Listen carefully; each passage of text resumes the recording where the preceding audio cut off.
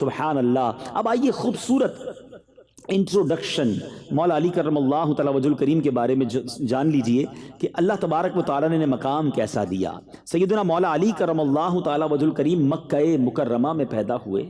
आपकी वालिदाए माजिदा हज़रत सैयदतुना फ़ातिमा बिनते असद रज़ियल्लाहु ताला अन्हा है। याद रहे मौला अली की ज़ौजा मोहतरमा बीबी फ़ातिमा खातून जन्नत हैं, मगर मौला अली की जो वालदा हैं उनका नाम भी फ़ातिमा है और वो फ़ातिमा बिनते असद हैं। वालिद ने आपका नाम अली रखा।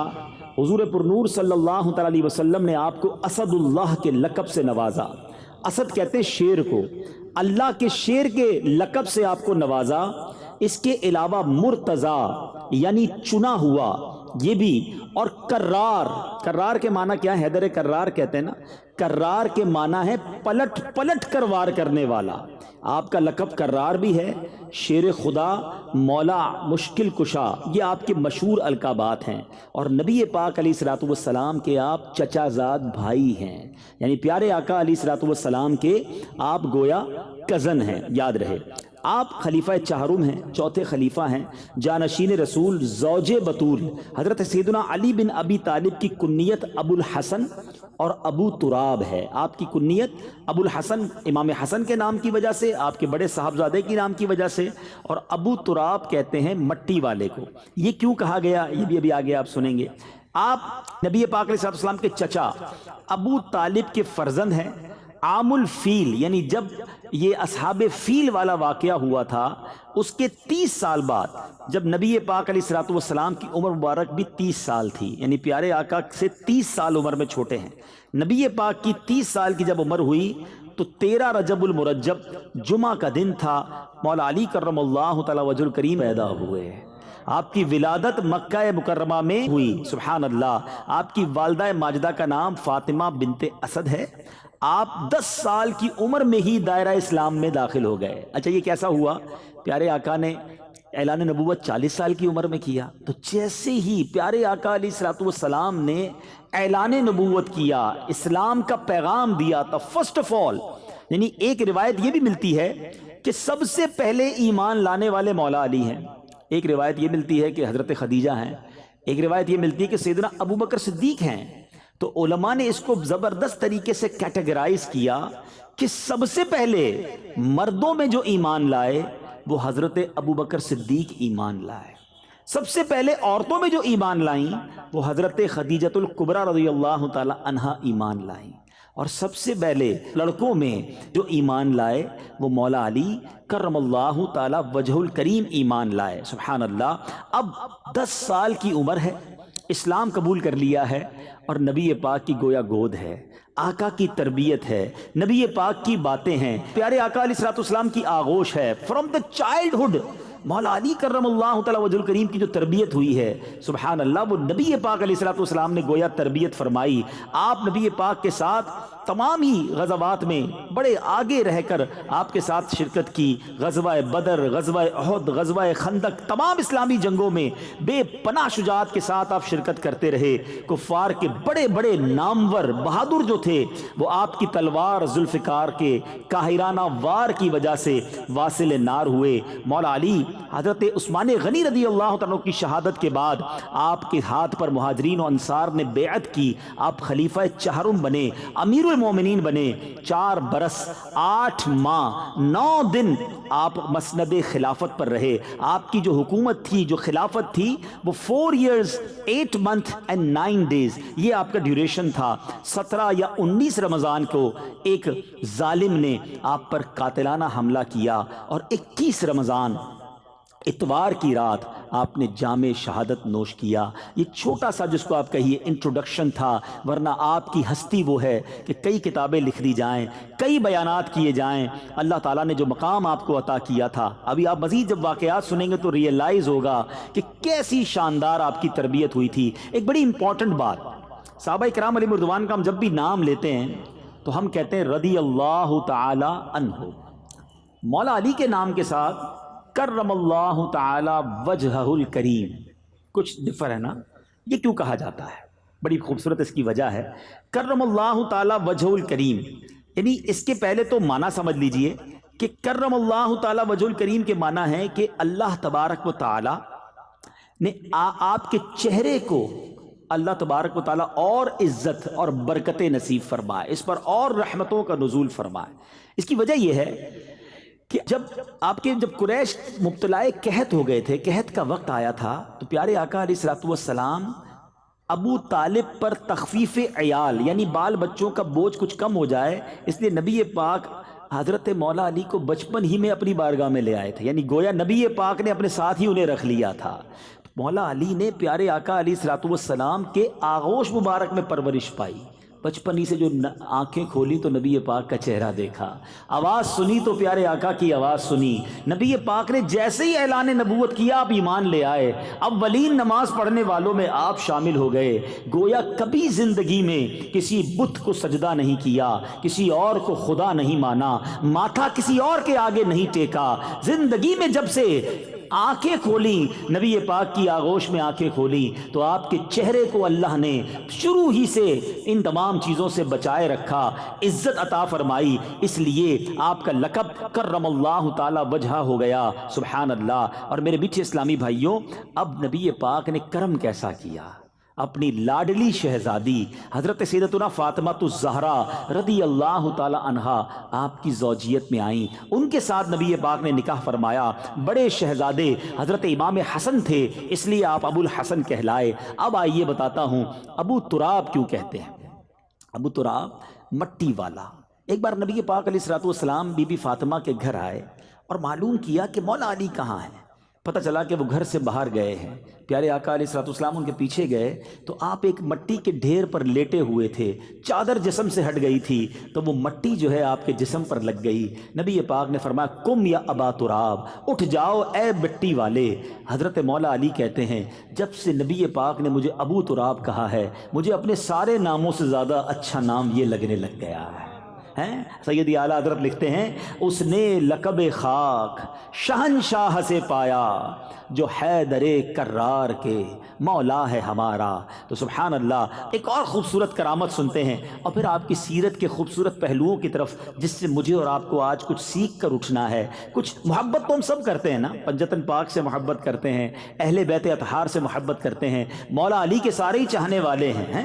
نبی پاک اتنی محبت جن سے کریں، ہم کیوں نہ ان سے محبت کریں، مگر آج ان کی سیرت سے کچھ سیکھ کر جانا ہے۔ پہلے ایک بڑا خوبصورت آپ کی کرامت سنتے ہیں۔ ایک مرتبہ نہر فرات میں زبردست طغیانی آ گئی، ٹھیک ہے نا، پانی اوور فلو ہونے لگا، لوگ اس بات سے ڈر گئے کہ کہیں سیلاب نہ آ جائے، فلڈ نہ آ جائے۔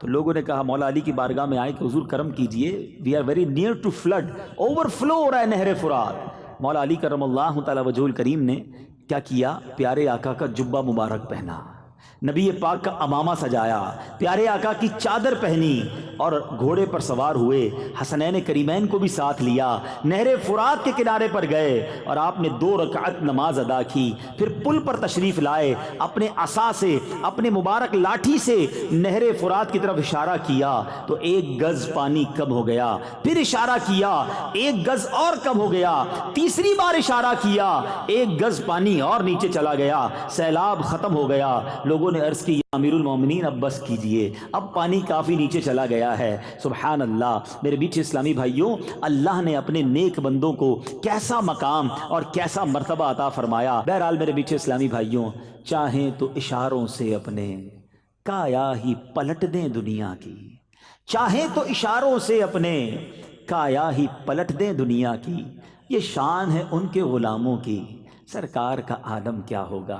ہو سکتا ہے کسی کے ذہن میں یہ بات بھی آئے کہ جناب یہ کیسے پاسبل ہے کہ اس طرح کے میریکلز، اس طرح کی انہونی چیزیں یہ قرآن و حدیث میں کہاں موجود ہیں؟ یہ آپ واقعات تو سنا رہے ہیں مولا علی کے، اس کی کوئی اصل قرآن سے ہے، اس کی کوئی اصل حدیث سے ہے؟ میں بہت بڑے اس کی ڈیٹیل میں نہیں جاؤں گا، لیکن جو قرآن پڑھنا جانتے ہوں اور قرآن کو ریسرچ کر سکتے ہوں تو 2 واقعات کی طرف اشارہ کر دیتا ہوں، باقی تفصیل آپ کو قرآن پاک خود بتا دے گا کہ بی بی مریم رضی اللہ تعالی عنہا جو ہیں، آپ کی محراب کا ذکر قرآن میں ہے، جہاں پر آپ عبادت کیا کرتی تھی۔ حضرت زکریا علیہ السلام میں جب وہاں جاتے ہیں تو دیکھا کہ حضرت مریم کو بے موسم کے پھل مل رہے ہیں، اور آپ نے دیکھا کہ جب وہ پھل کا موسم نہیں ہوتا تھا آپ کو اس محراب میں پھل ملتے۔ آپ نے پوچھا اے مریم یہ پھل کہاں سے آئے؟ کہا مجھے اللہ دیتا ہے۔ حضرت مریم کی اس محراب میں رہ کر حضرت زکریا علیہ السلام نے جب دعا کی اللہ نے انہیں اولاد عطا کی۔ تو پتہ چلا کہ قرآن میں بی بی مریم کی اس کرامت کا ذکر ہے۔ اسی طرح ایک اور خوبصورت واقعہ حضرت سلیمان علیہ السلام کا ہے کہ جب تخت بلقیس کو بانا تھا، پلک جھپکنے میں وہ تخت بلقیس وہاں پر آ گیا، اور یہ واقعہ بھی قرآن میں موجود ہے۔ تو پتہ چلا کہ کرامت کا تذکرہ قرآن میں موجود ہے، اور یہ سلسلہ اللہ نے اپنے نیک بندوں کو عطا کیا۔ ہم اور آگے چلتے ہیں۔ مولا علی کرم اللہ تعالی وجہ الکریم کی سیرت کا ایک اور شاندار پہلو جو آج پہلا لیسن ہے ہم سب کے لیے، کہ آپ کے بارے میں آتا ہے کہ جب آپ سواری کرتے وقت گھوڑے کی رکاب میں پیر رکھتے تھے، میں اور آپ بھی گھوڑے پر پیر رکھتے ہیں نا، گھوڑے پر پیر رکھتے تھے تو تلاوت قرآن شروع کرتے، اور دوسری رکاب میں پاؤں رکھنے سے پہلے پورا قرآن مجید ختم کر لیتے تھے۔ اب یہ بھی کرامت ہے، اتنے شارٹ ٹائم میں کوئی قرآن پورا کیسے پڑھ سکتا ہے؟ لیکن اس سے پتہ کیا چلا کہ تلاوت قرآن کا آپ کو کتنا شوق تھا، آپ کتنا تلاوت قرآن کرتے تھے۔ سبحان اللہ، مولا علی کرم اللہ تعالی وجہ الکریم خود فرماتے ہیں کہ آپ کے بارے میں آتا ہے کہ اگر میں چاہوں تو سورہ فاتحہ کی تفسیر سے 70 اونٹ بھر دوں، یعنی اگر میں سورہ فاتحہ کی صرف تفسیر لکھنا چاہوں تو اتنے رجسٹر تیار ہو جائیں کہ 70 اونٹوں کو انہیں اٹھانا پڑ جائے۔ اتنا علم قرآن مولا علی کرم اللہ تعالی وجہ الکریم کے سینے میں موجود تھا۔ اور کیوں نہ ہو، نبی پاک فرماتے ہیں میں علم کا شہر ہوں اور علی اس کا دروازہ ہے۔ ایک اور جگہ نبی پاک فرماتے ہیں میں حکمت کا گھر ہوں اور علی اس کا دروازہ ہے۔ اللہ تبارک و تعالی نے ایسا علم آپ کو عطا فرمایا، اور سبحان اللہ آپ وہ عظیم ہستی ہیں کہ جن کا ذکر قرآن میں کتنے پیارے انداز میں موجود ہے۔ خود قرآن کی تلاوت فرمانے والے، قرآن کو اتنا سمجھنے والے۔ تھوڑا سا بریک لیتا ہوں، ہم قرآن کتنا پڑھتے ہیں، ہم قرآن کتنا انڈرسٹینڈ کرتے ہیں؟ پنجتن کے غلام، مولا علی کی بڑی جناب محبتیں دل میں، امام حسین کی نیاز بنانے والے، محرم میں خوب ان کی یاد کرتے ہیں۔ مگر اے پنجتن کو ماننے والو، اے اہل بیت اطہار کی محبت کا دم بھرنے والو، میں آپ سے پوچھنا چاہتا ہوں، مولا علی تو گویا روز قرآن پورا ختم کریں، ہم کتنی بار قرآن کھولتے ہیں؟ اچھا قرآن پڑھتے بھی ہیں تو انڈرسٹینڈ کتنا کرتے ہیں، سمجھنے کی کتنی کوشش کی؟ خدا را قرآن سے دور رہ کر زندگی نہ گزارے۔ آج کل اگر کوئی چیک کرے اپنے موبائل کو تو واٹس ایپ شاید 5 منٹ پہلے ہم نے چیک کیا تھا، 5 منٹس بیفور آن لائن تھا، فیس بک شاید 1 آور بیفور آن لائن تھا، اور بہت سارے ٹویٹر، انسٹاگرام 1-2 گھنٹے پہلے آن لائن تھے۔ اتنا زیادہ آن لائن، اور قرآن لاسٹ رمضان آن لائن ہوا تھا۔ اب نیکسٹ کب ہوگا؟ نیکسٹ رمضان آن لائن ہوگا۔ Softwares, mobiles, every time we have online. Quran once in a year, اور وہ بھی چند لوگ۔ اب تو وہ بھی ٹرینڈ ختم ہوتا جا رہا ہے، رمضانوں میں میچز ہو رہے ہوتے ہیں، اور جناب آؤٹنگ ہو رہی ہوتی ہے، آل یو کین ایٹ کے ہوٹلز پہ افطاری اور سحری ہو رہی ہوتی ہے۔ پہلے کم از کم رمضان میں بھی قرآن کھلتا تھا، اب اتنے فیسٹیول، اب اتنے پروگرامز، اتنی جناب آفرز آ گئی ہیں کہ پہلے 10 دن یہ کام کریں گے، اگلے 10 دن یہ کریں گے، آخری 10 دن شاپنگ کریں گے۔ عبادت کہاں گئی؟ قرآن رمضان فوڈ فیسٹیول کے لیے تھوڑی آ رہا ہے، رمضان تو مغفرت کروانے آتا ہے۔ شہر رمضان وہ ہے جو قرآن کے نازل ہونے کا مہینہ۔ اور یاد رکھنا، اتنے سارے سافٹ ویئر آن لائن کرنے والوں، جب بندہ قبر میں جائے گا نا تو اس کے سارے سافٹ ویئر آف لائن ہو جائیں گے، مگر قرآن وہاں بھی آن لائن ہوگا۔ جس نے قرآن کے ساتھ دوستی کی ہوگی، قرآن قبر میں جا کے شفاعت کرے گا، اللہ کی بارگاہ میں عرض کرے گا مولا اس نے مجھے تھاما تھا، میری شفاعت قبول فرما۔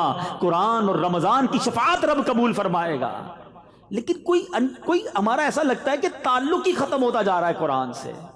سچ بتاؤں، ہونا یہ چاہیے بیٹھے اسلامی بھائیوں، ڈیلی بیسس پر، کہ میں آنکھیں بند نہ کروں، میں سوؤں نہ روزانہ جب تک میری آنکھ کچھ قرآن نہ دیکھ لے، میرے کان کچھ قرآن سن نہ لیں، میری زبان کچھ تلاوت نہ کر لے۔ لیکن ایسا ہو نہیں رہا۔ مولا علی کرم اللہ تعالی وجہ الکریم کی اس خوبصورت سیرت سے میسج لیجئے کہ ہم نے یقیناً اہل بیت اطہار کے پیچھے پیچھے جنت میں جانا ہے انشاءاللہ۔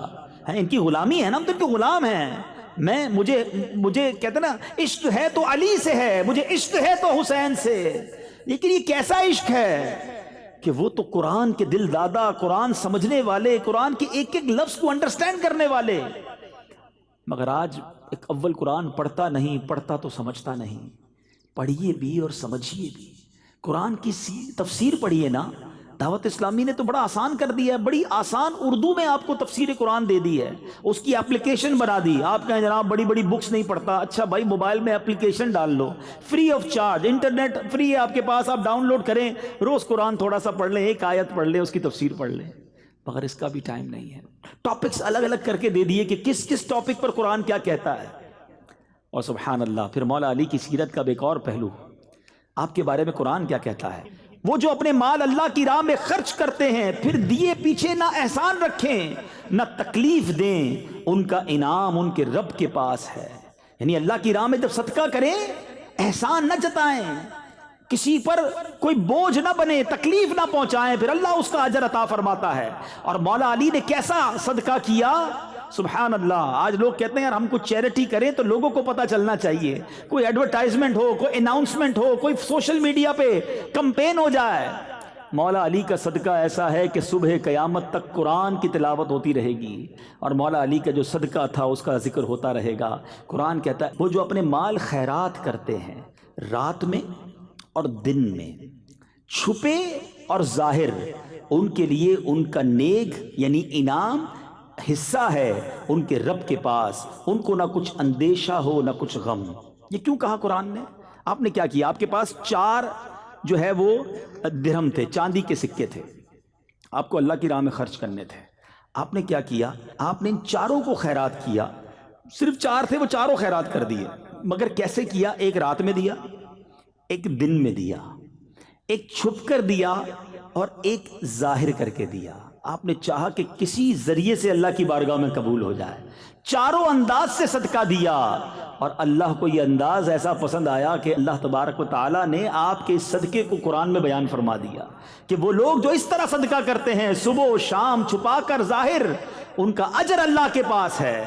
اے میرے میٹھے اسلامی بھائیوں، مولا علی کرم اللہ وجہ الکریم کی سیرت کے 2 اور پہلو سامنے آئے۔ پہلا تو قرآن ہو گیا، اب 2 اور پہلو۔ ایک تو سخاوت، 4 تھے، 4 صدقہ کر دیے۔ ادھر کروڑوں ہوتے ہیں مگر زکوٰۃ پوری نہیں دیتے، ڈیفیکلٹ فیل کرتے ہیں، کوئی نہ کوئی بہانہ ڈھونڈتے ہیں کہ یار کوئی ایسی ٹرک مل جائے کہ اتنی بڑی پراپرٹی ہے، اتنا بڑا بینک بیلنس ہے، یار میری تو کروڑوں زکوٰۃ بن جائے گی، کوئی فتویٰ ایسا لے آؤ، میں کوئی ایسی جگہ انویسٹمنٹ کر دوں کہ میری زکوٰۃ تھوڑی ہو جائے۔ استغفر اللہ، جس رب نے تمہیں کروڑوں دیے ہیں، تمہیں اس کا 2.5% دیتے ہوئے موت آتی ہے۔ آپ کو پتہ ہے قارون کیوں تباہ ہوا تھا؟ What is the reason? قارون بلینر تھا اس وقت کا، اتنا خزانہ تھا کہ اس کے خزانے کی چابیوں کو اٹھانے کے لیے ایک پوری جماعت چلتی تھی، اونٹوں کی قطاریں لگتی تھی، خزانے کے لیے نہیں، اس کی کیز کے لیے۔ تو اس کو حضرت موسیٰ علیہ السلام نے آرڈر دیا کہ تمہیں زکوٰۃ دینی ہے 1000 پر 1۔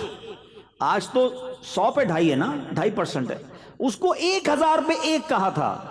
اس نے اوکے کر دیا، گھر جا کے کیلکولیشن کی تو اس کا تو 1 بھی بہت بنتا تھا، وہ بھی شاید اس زمانے کا کروڑوں اربوں روپے بنتا تھا۔ تو اب اس کو تو بھاری پڑ گیا کہ میں زکوٰۃ کیسے دوں۔ اس نے وہ زکوٰۃ کے ڈینائل کے لیے حضرت موسیٰ سے جنگ کی، حضرت موسیٰ پر معاذ اللہ برے الزام لگائے، لوگوں میں کمپین کی کہ یہ ہمارا مال چھیننا چاہتے ہیں۔ اللہ نے قارون کو بھی غرق کر دیا، اس کے سارے خزانے کو بھی غرق کر دیا، تباہ و برباد ہو گیا۔ ہمیشہ یاد رکھنا، جو آج زکوٰۃ کو ڈیفیکلٹ فیل کرتا ہے نا، زکوٰۃ تو ہم پر فرض ہے۔ میں الحمدللہ دنیا بھر میں جب جاتا ہوں، پرسنالٹیز سے ملتا ہوں، کچھ لوگ ایسے ہوتے ہیں میٹھے اسلامی بھائیوں جن سے مل کر ایمان تازہ ہو جاتا ہے۔ اب یقین کریں، میں کئی بزنس مین سے ملا ہوں جن سے مل کر ہمیں سیکھنے کو ملتا ہے کہ یار ایمان ہو تو ایسا ہو، یار ان کا دل کتنا خوبصورت ہے، سبحان اللہ۔ ایک جگہ میں گیا، ایک صاحب سے بات ہوئی تو کہتے ہیں زکوٰۃ دے کر میں نے کیا کمال کیا، زکوٰۃ تو مجھ پر فرض تھا، وہ اللہ نے دیا تھا، زکوٰۃ تو ہم کیلکولیٹ ہی، مطلب زکوٰۃ دینا تو ہم گویا کاؤنٹ ہی نہیں کرتے، وہ تو دینا ہی دینا ہے۔ یہ بتائیں اس کے بعد صدقہ کتنا دیا، اس کے بعد نفلی اللہ کی راہ میں کیا خرچ کیا، یہ تو ڈیوٹی تھی، یہ پوری کر کے ہم نے کون سا کمال کر لیا۔ ایمان تازہ ہو گیا کہ یار یہ ہوتا ہے دل۔ ماشاءاللہ ایسے لوگ ہیں اس دنیا میں، مگر ایسے بھی ہیں کہ جو کہتے ہیں او ہو 10 لاکھ روپے زکوٰۃ دینی پڑے گی، اور بھائی 10 لاکھ پر تجھے موت آ رہی ہے، اللہ نے 4 کروڑ دیے تو 10 لاکھ زکوٰۃ بنی نا، ہیں اس پر شکر ادا نہیں کر رہے اور تمہیں اپنی زکوٰۃ 2.5% پرابلم کر رہی ہے۔ مولا علی کے چاہنے والوں، ان کے پاس 4 درم تھے، انہیں وہ چاروں کے چاروں اللہ کی راہ میں خیرات کر دیے۔ آؤ میں مولا علی کا ایک اور واقعہ سناتا ہوں۔ بی بی فاطمہ خاتون جنت ایک بار گھر میں کھانے کو کچھ نہیں تھا، مولا علی سے کہتی ہیں اے علی جاؤ میرا یہ لباس بیچ کر آؤ اور اس کے بدلے کچھ کھانا لے کر آؤ۔ یہ گھر کون سا ہے؟ یہ گھرانہ میرے حضور کا ہے۔ خاتون جنت نبی پاک کی شہزادی ہیں، مولا علی نبی پاک کی آنکھوں کے تارے ہیں، حسنین کریمین وہ ہیں جو آقا جنہیں کاندھوں پر بٹھائیں، جنتی نوجوانوں کا سردار کہا جنہیں۔ اس گھرانے میں بھوک اور یہ تھا کہ کھانے کو کچھ نہیں تھا، بی بی فاطمہ اپنا لباس دیتی ہے۔ حضرت علی بازار گئے اور آپ نے وہ لباس، وہ کرتا بی بی فاطمہ کا سیل کیا 6 درم میں، only 6 درم۔ اب جانے لگے اناج لینے کے لیے، گھر میں بچے بھوکے ہیں، try to realize the exact situation۔ مگر اب ایک بندہ آیا، کہتا ہے اے ابو الحسن اللہ کے نام پہ کچھ چاہیے، میں بھی بھوکا ہوں۔ امام مولا علی نے 1 نہیں دیا، 6 میں سے 2 نہیں دیے، آپ نے 6 کے 6 اس فقیر کو دے دیے۔ یہ کیسا دل تھا، یہ کیسی سخاوت تھی، یہ اللہ پر بھروسہ کیسا تھا۔ اب سنو کیا ہوا، جب اور آگے جاتے ہیں تو ایک عرابی، ایک اونٹ بیچنے والا، اونٹنی بیچنے والا کہا اے ابو الحسن اونٹنی خریدو گے؟ آپ نے کہا میرے پاس تو پیسے نہیں ہیں۔ کہا ادھار خریدو گے؟ کہا ہاں ادھار خرید لوں گا۔ کتنے کی دینی ہے؟ کہا 100 کی دینی ہے۔ آپ نے 100 درم کی وہ اونٹنی خرید لی۔ تھوڑا آگے گئے تو ایک اور عرابی آیا، کہا اے ابو الحسن اونٹنی بیچو گے؟ آپ نے کہا ہاں بیچوں گا۔ وہ کہتا ہے کتنے کی لی ہے؟ ذرا سنیے گا جملہ، کتنے کی پرچیز کی ہے، تمہاری خرید کتنے کی ہے؟ ابھی 100 کی لی تھوڑی دیر پہلے۔ آپ نے کہا 100 کی لی ہے۔ ہمارے یہاں بزنس مین بیٹھے ہیں، ہمیشہ اپنی خرید غلطی بتاتے ہیں، میری تو پڑتا ہی اتنے کا ہے، میری کاسٹ ہی اتنے کی ہے۔ مجھے تو آج تک سمجھ نہیں آیا کہ کوئی چیز خریدنے جاؤ، بندہ کہتا ہے کاسٹ 500 کی ہے، تھوڑی دیر بحث کرو تو 400 میں دے دیتا ہے۔ تو یہ کدھر سے کاسٹ تھی بھائی تمہاری 500 کی جو تم نے 400 میں دے دیا؟ کیوں جھوٹ بول کر، کیوں غلط بیانی کر کے روزی حرام کرتے ہیں؟ نہیں بتانا آپ کو، کوئی بات نہیں، آپ یہ نہ بتائیں، آپ کہیں مجھ سے کاسٹ نہ پوچھیں، بھائی میں آپ کو اتنے کی دوں گا۔ سچ بولنے کا طریقہ تو ہے نا کہ بھائی میری کاسٹ چھوڑیں، یہ 200 روپے کی آپ کو دینی ہے، آپ کو لینی تو لے لیں، 2 لاکھ روپے کی دینی ہے، آپ میری کاسٹ نہ پوچھیں۔ آپ اس کو منع کر سکتے ہیں لیکن جھوٹ بول دیتے ہیں۔ مولا علی کو دیکھیں، گھر میں کھانے کو کچھ نہیں ہے، سارا پیسہ غریب کو دے دیا ہے، اور وہ عرابی پوچھتا ہے کتنے کی اونٹنی لی؟ آپ نے کہا 100 کی۔ کہا اے علی 160 کی بیچو گے؟ کہا ہاں بیچوں گا۔ 160 کی بیچ دی۔ واپس تھوڑا آگے گئے تو وہی بندہ آ گیا جس نے 100 درم ادھار میں اونٹنی بیچی تھی۔ کہا اے علی اونٹنی کہاں گئی؟ کہا بیچ دی۔ کہا میرے پیسے دے دو۔ آپ نے 100 اس کو دیے، خوشی خوشی گھر گئے سامان لے کر۔ بی بی فاطمہ کہتی اے علی کیا ہوا، یہ میرا لباس اتنا مہنگا کیسے بک گیا؟ آپ نے فرمایا میں نے اللہ سے کاروبار کیا تھا، میں نے اس کی راہ میں 6 درم صدقہ کی، اللہ نے مجھے 60 درم عطا فرما دیے۔ تو یہ وہ لوگ تھے میٹھے اسلامی بھائیوں، یہ اس طرح یہ گھرانہ سخاوت کرتا تھا۔ آج ہمارے اندر کیا سخاوت کا وصف ہے؟ کیا ہمیں اللہ کی راہ میں خرچ کرتے ہوئے خوشی محسوس ہوتی ہے یا ہم برڈن فیل کرتے ہیں؟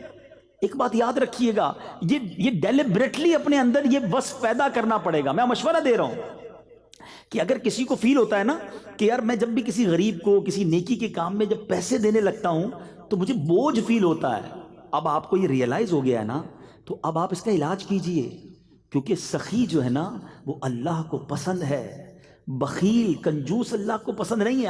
اگر خدا نہ خواستہ دل میں کنجوسی آ گئی ہے تو علاج ہو جائے گا، اس کا طریقہ بتاتا ہوں میں آپ کو، لیکن پہلے ریئلائز تو کر لینا کہ ہاں یار یہ پرابلم نکلنا چاہیے۔ میں آپ کو ایک حدیث سناتا ہوں پہلے۔ حضرت ابو ہریرہ رضی اللہ تعالیٰ عنہ اس حدیث کے راوی ہیں، آپ فرماتے سخی، حدیث کا مضمون ہے، نبی پاک علیہ الصلوۃ والسلام فرماتے ہیں سخی 3 چیزوں کے قریب ہوتا ہے، close with 3 things and far from 1 thing، ایک چیز کے دور ہوتا ہے۔ اللہ کے حبیب فرماتے ہیں سخی اللہ کے قریب ہوتا ہے، سخی لوگوں کے قریب ہوتا ہے، سخی جنت کے قریب ہوتا ہے، اور دور کس سے ہوتا ہے؟ سخی جہنم سے دور ہوتا ہے۔ اب سوچ لیجئے، اور نبی پاک فرماتے ہیں بخیل کنجوس اسٹنجی یہ 3 چیزوں سے دور ہوتا ہے اور ایک کے قریب ہوتا ہے۔ فرمایا بخیل اللہ سے دور، جنت سے دور، لوگوں سے بھی دور، وہ جہنم کے قریب ہوتا ہے۔ ڈیسائیڈ آپ نے کرنا ہے۔ آپ دیکھیں لوگ اسی کے گرد آپ کو ملیں گے جو سخی ہوگا، جو کھلاتا پلاتا بانٹتا، لوگ اسے پسند کریں گے۔ کنجوس کو دنیا میں بھی کوئی پسند نہیں کرتا، اور اللہ بھی پسند نہیں کرتا۔ ایک بزرگ سے کویسچن ہوا کہ سخاوت زیادہ زبردست چیز ہے یا بہادری؟ تو انہوں نے فرمایا جو سخی ہوتا ہے نا اس کو لڑنے کی ضرورت ہی نہیں پڑتی ہے، اس کو بہادری دکھانے کی ضرورت ہی نہیں پڑتی، سخاوت کی وجہ سے لوگ ویسے ہی اس کے قائل ہو جاتے ہیں۔ تو سخاوت ایک ایسا وصف ہے، اور یہ نبی پاک میں تھا۔ کیسا وصف تھا؟ پوچھو سیدی اعلیٰ حضرت سے۔ میرے آقا تو جواد، واہ کیا جود و کرم ہے شہ بطحا تیرا، نہیں سنتا ہی نہیں مانگنے والا تیرا، میرے کریم سے گر قطرہ کسی نے مانگا، دریا بہا دیے دربے بہا دیے ہیں۔ آقا تو ایسے سخی، اور میرے آقا کا گھرانہ بھی ایسا سخی۔ ایک بار حضرت امام حسین فرماتے ہیں کہ بی بی فاطمہ خاتون جنت اور ہم سب گھر والوں کا ایک دن کا فاقہ تھا، پورے دن کے کھانے کے بعد دسترخوان بچھا، بچے کہتے ہیں امام حسین اور امام حسن ہم کھانا کھا چکے تھے، بی بی فاطمہ نے کھانا کھانا باقی تھا، دسترخوان پر کھانا لگا، دروازے پر دستک ہوئی، اے فاطمہ میں 2 دن کا بھوکا ہوں مجھے کھانا دو۔ امی حضور کہتی ہیں جا کر اسے کھانا دے دو۔ کہا امی آپ بھی 1 دن سے فاقے میں ہیں؟ کہا میں 1 دن کے فاقے میں ہوں، یہ اللہ کا بندہ 2 دن سے فاقے میں ہے، جاؤ اس کو کھانا دے دو۔ یہ گھرانہ میرے حضور کا ہے۔ مگر آج ہم اپنے اندر سوچیں، ہمارے آس پاس ہمارے غریب رشتہ دار ہیں، ہمارے غریب امپلائیز ہیں، ہمارے پڑوسی ہیں، مگر کیا ہم انہیں دیتے ہوئے خوشی محسوس کرتے ہیں؟ تلاش کر کے دیتے ہیں؟ اور سبحان اللہ، مولا علی کی سیرت سنی ہے، 4 درہم تھے، 4 کے 4 اللہ کی راہ میں دے دیے نا، اور پھر اللہ نے قرآن میں کیسا ذکر کیا۔ اور دوسری بات کیا ملی، جو اب یہ 3rd پوائنٹ ہو گیا، پہلا قرآن سیکھنا ہے اور پڑھنا ہے، دوسرا سخاوت، اور تیسری چیز جو سیکھنے کو ملی مولا علی کی سیرت سے کہ آپ نے کس طرح چھپ کر اندھیرے میں دن کے اجالے میں، یعنی 4 طریقوں سے صدقہ دیا کہ کسی طرح اللہ کی بارگاہ میں قبول ہو جائے۔ مگر ہمارا طریقہ کیا ہے؟ اللہ کی رضا ہے یا لوگوں کو دکھانا ہے؟ پلیز، یہ شیطان کا خطرناک وار ہے، یاد رکھیے۔ جب تک آپ شیطان اپنے اینیمی کو نہیں پہچانو گے وہ برباد کرتا رہے گا۔ شیطان کہتا ہے یار بندے نے میری بات تو مانی نہیں، نماز پڑھ ہی لی ہے، روزہ رکھ ہی لیا ہے، صدقہ دے ہی دیا ہے، اچھا کام کر ہی لیا ہے، اب اس کا یہ کام کس طرح تباہ ہو سکتا ہے؟ اب وہ دکھلاوا کرواتا ہے، اب وہ اس کے اندر یہ بات ڈالتا ہے کہ ذرا لوگوں کو بھی تو بتانا کہ تو کتنا نیک ہے۔ پہلے مشہور تھا نیکی کر دریا پہ ڈال، اب ہے نیکی کر فیس بک پہ ڈال۔ اب تو جو کام کرنا ہے فیس بک پہ ڈالنا ہے، ہمیں تو بس نہیں چلتا، ورنہ ہم لائیو اپنی نماز دکھائیں لوگوں کو، دیکھو یہ پہلا سجدہ ہو گیا، یہ دوسرا سجدہ ہو گیا، دیکھو میں نے کتنی دیر قیام کیا۔ اتنا حال برا ہے، ایچ اینڈ ایوری تھنگ ہمیں لوگوں کو بتانی ہے۔ سمجھو اس بات کو، یہ شیطان کا وار ہے، اور اس پر احادیث موجود ہیں، میں کوئی نئی بات نہیں کر رہا ہوں۔ نبی پاک علیہ الصلوۃ والسلام نے اپروکسیمیٹلی 1400 ایئرز اگو ہمیں یہ بات سمجھائی ہے کہ اللہ کے حبیب علیہ الصلوۃ والسلام فرماتے ہیں کہ قیامت کے دن ایک شہید کو لایا جائے گا۔ ٹرائی ٹو انڈرسٹینڈ، شہید سے بڑھ کر قربانی دینے والا کون ہے؟ جان دے دی نا اس نے تو۔ مگر جب اللہ تبارک و تعالیٰ اس کو نعمتیں گنوائے گا کہ میں نے تجھے یہ نعمتیں دی، وہ ایکسیپٹ کرے گا کہ ہاں یا اللہ مجھے یہ نعمتیں ملی، پھر ارشاد ہوگا بتا تو نے کیا کیا؟ اب وہ شہید کہے گا مولا تو نے مجھے نعمتیں دی، میں تو تیری راہ میں لڑتے لڑتے شہید ہو گیا۔ ارشاد ہوگا تو جھوٹا ہے، تو نے اس لیے جہاد کیا، اس لیے لوگوں کے ساتھ تو نے مقابلہ کیا کہ لوگ تجھے بہادر کہیں، تجھے دنیا میں بہادر کہہ لیا گیا۔ اے فرشتوں اسے اٹھا کر جہنم میں لے جاؤ۔ شہید جہنم میں؟ فرمایا پھر ایک سخی لایا جائے گا۔ میں نے کہا نا شروع میں، پیسہ اللہ کی راہ میں خرچ کرنا پہلے تو مشکل ہے، کر لیا تو چھپتا نہیں ہے۔ سخی کو لایا جائے گا اللہ کی بارگاہ میں، اللہ اپنی نعمتیں گنوائے گا، وہ مانے گا ہاں یا اللہ مجھے ملی یہ نعمتیں۔ رب فرمائے گا بتا تو نے کیا کیا؟ کہے گا یا اللہ تو مال دیتا رہا، میں بانٹتا رہا، میں لوگوں کی مدد کرتا رہا۔ ارشاد ہوگا تو جھوٹا ہے، تو نے اس لیے یہ کام کیا کہ لوگ تجھے سخی کہیں، تجھے دنیا میں سخی کہہ لیا گیا۔ اے فرشتوں اس کو بھی اٹھا کر جہنم میں ڈال دو، سخی جہنم میں۔ پھر تیسرے نمبر پر ایک قرآن سیکھنے سکھانے والا لایا جائے گا۔ میں حدیث کا مضمون سنا رہا ہوں، اللہ اسے بھی نعمتیں گنوائے گا، وہ ایکسیپٹ کرے گا۔ رب فرمائے گا بتا تو نے کیا کیا؟ کہے گا یا اللہ تو نے قرآن کا علم دیا، میں دوسروں کو پڑھاتا رہا۔ فرمایا تو جھوٹا ہے، تو نے اس لیے یہ کام کیا کہ لوگ تجھے عالم کہیں، قاری کہیں، تجھے کہہ لیا گیا۔ اے فرشتوں اس کو اٹھا کر جہنم میں ڈال دو۔ اب ذرا سوچئے، جو یہاں سخی بیٹھا ہے، حاجی بیٹھا ہے، نمازی بیٹھا ہے، قرآن کا علم جاننے والا بیٹھا ہے، مبلغ بیٹھا، ہم سب کو ڈرنا ہے کہ اللہ کے لیے کام کریں. اگر لوگوں کے لیے یہ کام کیے تو کہیں ایسا نہ ہو سارا سفر بیکار ہو جائے. تو بہرحال مولا علی کرم اللہ تعالی وجہ الکریم ہمیں آج بھی گویا سکھا رہے ہیں کہ صدقہ ضرور کرنا، نیکی ضرور کرنا، مگر اللہ کے لیے کرنا. اے میرے میٹھے اسلامی بھائیوں، آپ کے بارے میں سبحان اللہ بہت سارے فضائل ہیں. میں اب اپنے بیان کو اینڈنگ کی طرف لاتا ہوں کہ حضرت عمر فاروق رضی اللہ تعالیٰ عنہ، صحابہ کرام کا پہلے یہ بھی سمجھیے گا آپس میں انڈرسٹینڈنگ اور پیار کیسا تھا. حضرت عمر فاروق رضی اللہ تعالیٰ عنہ فرماتے ہیں کہ مولا علی شیر خدا کرم اللہ تعالیٰ وجہ الکریم کو 3 ایسی فضیلتیں حاصل ہیں، اگر ان میں سے ایک بھی مجھے مل جاتی تو میرے نزدیک وہ سرخ اونٹوں سے بھی محبوب تر ہوتی. سرخ اونٹ ہے نا، وہ عربوں کے سب سے مہنگی سواری، آج کی سمجھ لے BMW لینڈ کروزر نئی والی سب سے مہنگی والی جو گاڑی ہے نا، وہ اس زمانے میں سرخ اونٹ ہوتے تھے. تو آپ فرماتے ہیں کہ سرخ اونٹوں سے بھی میرے لیے بہتر ہے اگر مجھے ایک فضیلت بھی مل جاتی. حضرت عمر کہتے ہیں جو حضرت علی کو 3 فضیلتیں حاصل تھی. اب ذرا سنیے گا. نمبر 1، اللہ کے پیارے حبیب علیہ الصلوۃ والسلام نے اپنی لاڈلی بیٹی حضرت فاطمہ الزہرا کا نکاح مولا علی سے کیا، یہ فضیلت. نمبر 2، ان کی رہائش میرے آقا علیہ الصلوۃ والسلام کے ساتھ مسجد نبوی شریف میں تھی. ان کے لیے جو کچھ مسجد میں حلال تھا وہ انہی کا حصہ تھا. اور نبی پاک نے غزوہ خیبر میں پرچم اسلام مولا علی کے ہاتھ میں عطا کیا. یہ وہ 3 فضیلتیں ہیں جس کا ذکر کرتے ہوئے حضرت عمر کہا کرتے تھے کہ مجھے ایک بھی حاصل ہو جاتی تو میرے لیے سرخ اونٹوں سے بہتر ہے. مگر یہاں ایک بات کلیریفائی کرتا چلوں کہ صحابہ کرام کی جو کیٹیگریز ہیں وہ ہمارے ذہن میں ہونی چاہیے. ایک جملہ کہا جاتا ہے علی دا پہلا نمبر، دمادم مست کلندر، علی دا پہلا نمبر. یہ درست نہیں ہے. یاد رہے افضل البشر بعد الانبیاء، ساری کائنات میں نبیوں کے بعد سب سے افضل اگر کوئی ہستی ہیں تو حضرت ابو بکر صدیق رضی اللہ تعالیٰ عنہ. گویا پہلا نمبر اگر کسی صحابی کا ہے تو وہ حضرت ابو بکر صدیق رضی اللہ تعالیٰ عنہ. حضرت عمر رضی اللہ تعالیٰ عنہ یہ دوسرے خلیفہ، ان کا مرتبہ دوسرے نمبر پر آتا ہے. حضرت عثمان غنی رضی اللہ تعالیٰ عنہ ان کا مرتبہ تیسرے نمبر پر آتا ہے. پھر اس کے بعد شیر خدا مولا علی کرم اللہ تعالیٰ وجہ الکریم ہیں. اس کے بعد باقی عشرۂ مبشرہ ہیں. یہ کیٹیگری ہمیں ہمیشہ یاد رہنی چاہیے. ہاں ایک بات ضرور ہے کہ تمام صحابہ یہ جنتی ہیں، قطعی جنتی ہیں.